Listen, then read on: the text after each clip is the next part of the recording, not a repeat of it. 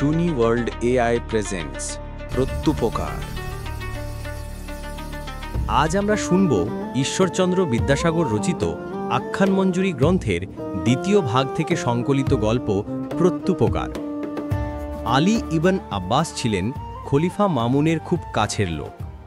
একদিন বিকেলে খলিফার সামনে এক হাত পা বাঁধা লোককে আনা হলো।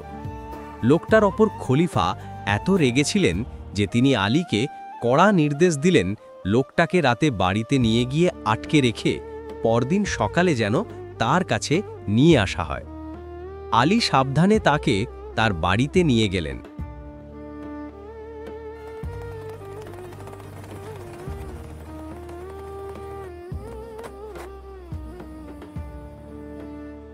একটু পর জিজ্ঞাসা করলেন, আপনার বাড়ি কোথায়? লোকটি বলল, ড্যামাস্কাস। আলী চমকে গিয়ে বললেন, ওই শহরেরই একজন লোকই তো বহু বছর আগে আমার জীবন বাঁচিয়েছিল। তখন আলী তাকে তার জীবনে ঘটে যাওয়া সেই পুরনো ঘটনাটি বললেন, কিভাবে ড্যামাস্কাসে একবার তিনি জীবন বাঁচাতে এক সম্ভ্রান্ত মানুষের বাড়িতে আশ্রয় নিয়েছিলেন। সেই মানুষটি শুধু 1 মাস তাকে লুকিয়েই রাখেনি, বরং ফেরার সময় ঘোড়া, চাকর, এমনকি সোনার মোহরের থলি দিয়েও সাহায্য করেছিল।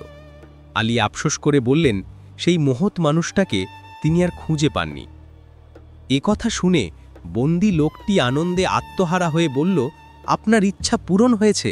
সেই হতভাগ্য লোকটি আর কেউ নয়, সে হলাম আমি।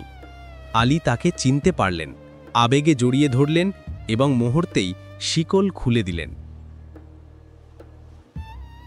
লোকটি জানালেন, খারাপ কিছু লোক মিথ্যা রটনা করে তাকে খলিফার রোষানলে ফেলেছে।